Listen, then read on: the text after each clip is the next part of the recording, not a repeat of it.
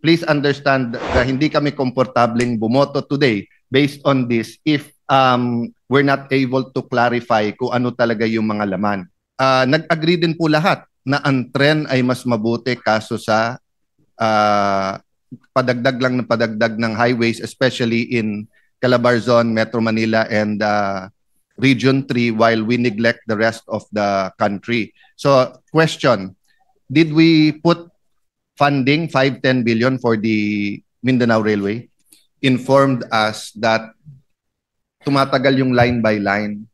But with your patience, we just want to ask a few questions and see whether acceptable na ito, because we did pass concurrent resolution number 4 na kung saan lahat tayo nagsabi na dapat totally transparent. So sa aking pagkaintindi, pag sinabing transparent, pag nakita ng media at ng ating mga kababayan itong committee report, alam nila kung anong laman at hindi.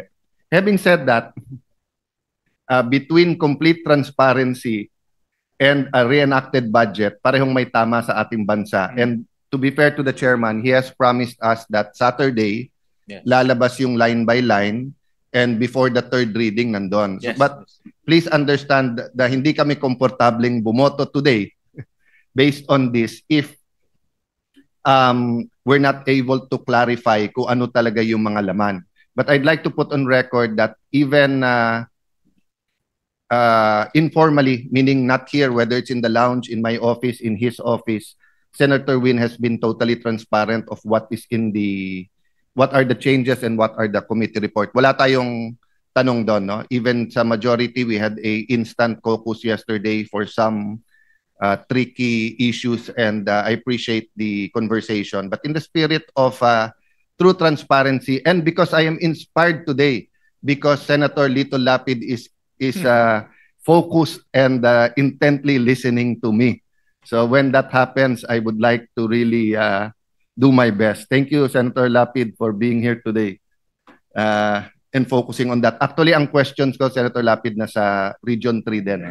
So, Mr. Chairman, 2 questions lang sa trains.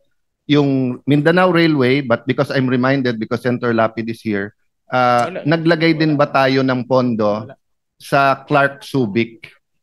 Because ang sinabi ng DOTR, 2026. Hinalo pa nila yung Clark Subic train sa Central Luzon papuntang Southern Luzon. Eh kung hihintayin mo pa yon, tatagal pa ng husto. But in those 2 instances, they agreed that if we put a little bit of money, they can start the program, especially sa Mindanao Railway, because kompleto na yon. Nagka-problema lang sa funding with the Chinese concessional loans, no? Doon sa information ho namin during the budget briefing and also yung mga briefings before, apparently nag-withdraw ang DOTR doon sa Chinese ODA because of delay, and also wala nang interest for both parties to pursue it. But in the 2025 budget, under the unprogrammed funds, meron silang inallocate a program. Sorry, under the program funds, may na-allocate na 200 million pesos. And ito yung ginagamit nila for preliminary works. In fact, may nakita ko sa news na meron na silang mga parcellary, surveying, so ginagamit nila ito. For 2026, wala po dahil walang loan na request. Yes, but Mr. President, that's why we have interpellations, di ba? So ang hindi naging proactive ni hindi naging reactive ang DOTR doon. Parang sa kanila hintayin natin yung loans. Ballpark lang, magkano ang total cost ng subway sa Metro Manila? Okay.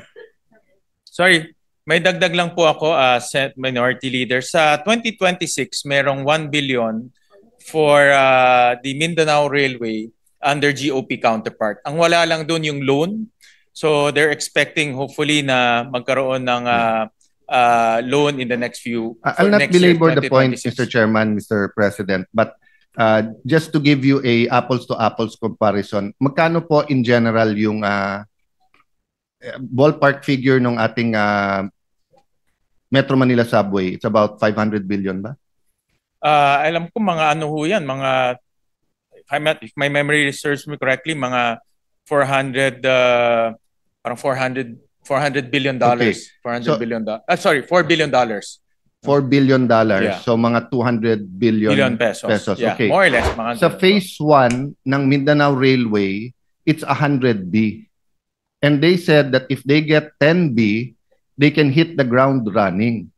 So what is 10B compared to the 6.7 trillion at meron tayong unprogrammed na 170. So if you want, lagyan natin ng 5B sa program, 5B sa unprogram, although we're against the unprogram. But my point is, Mr. President, hanggang kailan maghihintay yung mga taga Mindanao na alam naman natin pag sinabi mong next year, loan pa lang yon, that's another 2-3 years, then another 2-3 years bago ma-implement. But they said because nga nag-pull out lang yung financing, Chinese funder, everything is ready. And even if they get funding from whether the Japanese or the Koreans, the Australians, wherever, no? May 25% counterpart pa rin naman, which is 25 billion. So they did not put any, there's no hesitation in their part. Tinanong ko diretso, kung bibigyan namin kayo ng 10 to 25, kaya nyo na ba simulan? Yes.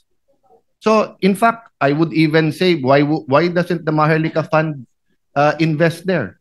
O why don't we package it sa ibang mga oligarchs natin na kung kukuha kayo ng mga highway na gagawin yung tollway, pero eto naman, ano yun rin. But ang point, Mr. President, this is such a great opportunity. Nalagyan natin ng 5-10 billion. Let's not let this opportunity go away. Yesterday, we were speaking about 50 billion. We were talking about certain pricing. 1 billion. So meron tayong leeway doon, eh, di ba? So may I appeal to the chair that whether it's 5 sa unprogram, 5 sa program, let's show Mindanao na despite the politics that is going on, hindi sila casualty sa politics. Ako ay support po yung Mindanao Railway dahil alam po natin na ang Mindanao is our food basket. Diyan po talaga nanggagaling marami sa ating mga produce at ang weather ho nila relatively smooth throughout the year. Pero ang transportation logistics mahal din eh kung hindi ho gagawin yung ating railway system. So magandang idea ho yan. I'm not that sure, Mr. President, about yung pagtaas ng population sa home city mo. No? But kaming magkatabi, Muntinlupa at saka Taguig, ano kami, 2 of the highest in Metro Manila and I think in the country. And basically lumilipat is from Central Luzon, from Bicol, from Visayas, Mindanao. Kasi nga, pag nakitang may trabaho, may libre ang edukasyon, hinahatid sa bahay yung mga gamot, di ba, lumilipat dito. Yeah. But you know, if we start building the railway, I'm 100% sure yung ating mga mall owners, yung mga land developers, will start their development kung saan yung mga stasyon ng tren. Eh. So it will be such a good sign in the midterm. No? I'm a little bit cautious kasi of administration starting something pag last year na nila. Yeah. For many reasons. I mean, sa first year ng Marcos administration, the former DOTR secretary, parang biglang delay yung sa subway sa Metro Manila, eh, di ba? So from having stations opened in 2026, naging 2027, naging 2028. Pag hindi mo administrasyon ang ginawa, ang daling ituro dun sa past, eh, no? So if they actually started in 2026, imagine you have the whole 2026, the whole 2027. And it will really be a good sign that despite, you know, some, how do I put it diplomatically, animosity between the president and the vice president, painful discussions of impeachment between the House of Representatives and the Senate as an impeachment court, hindi casualty ang Mindanao. Because we will still put that funding. And 10 billion is basically the budget of 2 or 3 congressional districts, Mr. Chairman. Yeah. So may I earnestly push that we include that in the amendments today. Kahit 5-10 billion, kahit saan program yung we'll confer and consult with His Honor kung saan magiging accounts doon. But I support that. Maganda ho talaga Mindanao Railway. Senator Villanueva was whispering to me that there's only 12 senators here, but I was informed my sister is here, so there's 13 already. So we can decide. The second question also is it's music to the ears of our majority leader that meron tayong quorum. So the second one, I do not know if fully capable na ang DOTR of building the Subic Clark, unlike the ano, but can we consider that sa BICAM if they say that they can do it? Kasi yung sa Mindanao, sinabi na nilang diretsuhan eh. Yung sa Subic Clark, they said na totoong since 2016, 2017 pinag-uusapan. Nung una hiningi natin yon as a grant, and then ngayon pinackage nila. Yung problema sa package, ano eh, pag hindi na-approve yung buong package, hindi rin siya approve. Yeah. Yung Subic Clark po, alam ko it's right now nasa parang feasibility study. Yes, yeah. yes. Alam ko. But ang problema nga, sinama yung feasibility study sa isang malaking network.